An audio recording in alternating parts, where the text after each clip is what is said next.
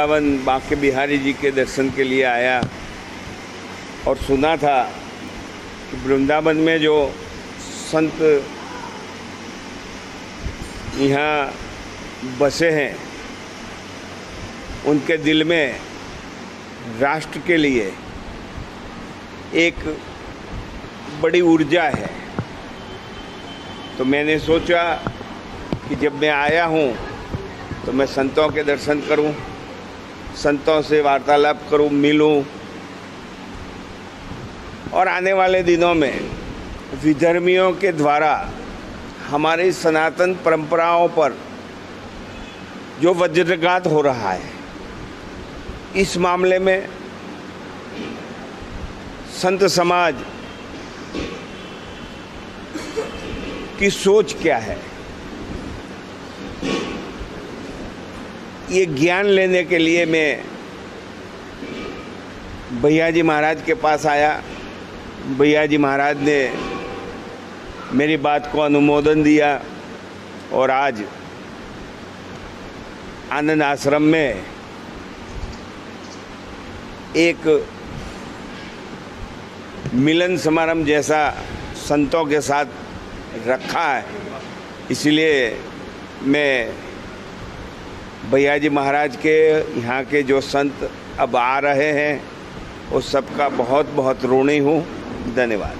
राजस्थान के उदयपुर में जिस तरीके से कन्हैया नाम के टेलर की निर्मम हत्या की गई, उसके लिए क्या कहना चाहिए? उसके बाद अमरावती में भी ये जो कुछ हुआ है वो अच्छा नहीं हुआ है। उसकी बार बार बातें करने से कोई फायदा नहीं है, लेकिन हमें क्या करना है ये सोचना है और ये सोचने के लिए ही मैं संतों के साथ आया। मथुरा श्री कृष्ण जन्मभूमि को लेकर विवाद चल रहा है, साहित्य मंच उठाने की मांग है, न्यायालय में बात वो दाखिल है, क्या कहेंगे इस बारे में? ये सब न्यायालय का मामला है, इसमें मनुष्य कुछ भी नहीं कह सकते और हमारा संविधान भी कहता है कि जो न्यायालय में बात चल रही हो उसमें हमें राय देने का कोई अधिकार नहीं है।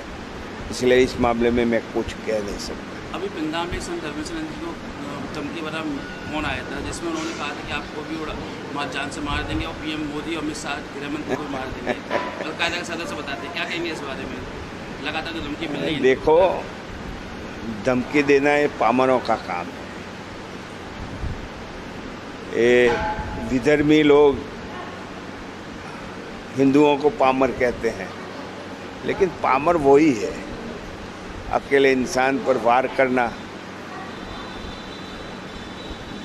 ये पामरता की एक निशानी है। उन्होंने जो कुछ किया उसका जवाब भारत सरकार ने तो दिया था। स्ट्राइक में एयर स्ट्राइक किया और उनको दिखा दिया कि इस देश के संतों के आशीर्वाद से, इस देश की जनता में, इस देश की सनातन परंपराओं में इतनी ताकत है कि राम लंका जाकर रावण को मार सकते हैं, तो हम तुम विधर्मियों को भी तुम्हारे ही डेरे में आके मारेंगे और मार सकते हैं। ये दिखाया था। इसीलिए ये तो पामरों का काम है, वो देते रहेंगे, हम हमारा काम करते रहेंगे। हमें तो उनके साथ संघर्ष से ज़्यादा हमारा जो परंपराएं हैं, परंपराएं में वसुधैव कुटुंबकम, अहिंसा परमो धर्म,